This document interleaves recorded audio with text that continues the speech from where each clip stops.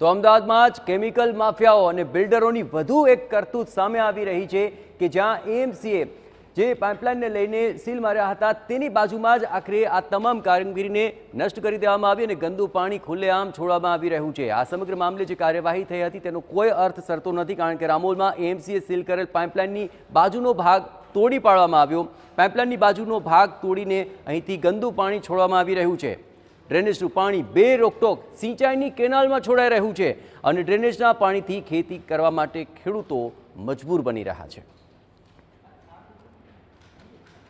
Chemical માફિયાઓ અને બિલ્ડરોની સામે corporation પગલાં લેવાના માત્ર ને માત્ર દેખાડા કરે છે તે પ્રકારના આ દ્રશ્યો છે।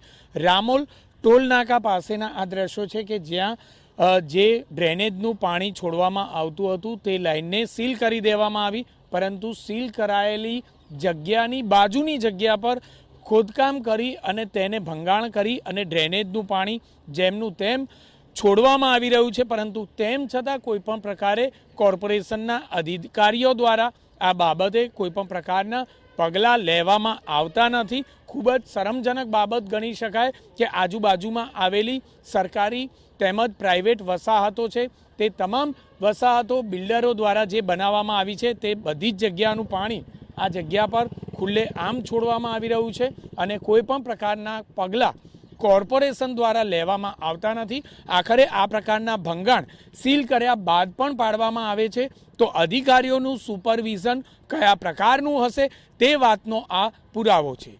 કેમેરામેન તૌસિફ મલિક સાથે જિગ્નેશ પટેલ, TV9 અમદાવાદ।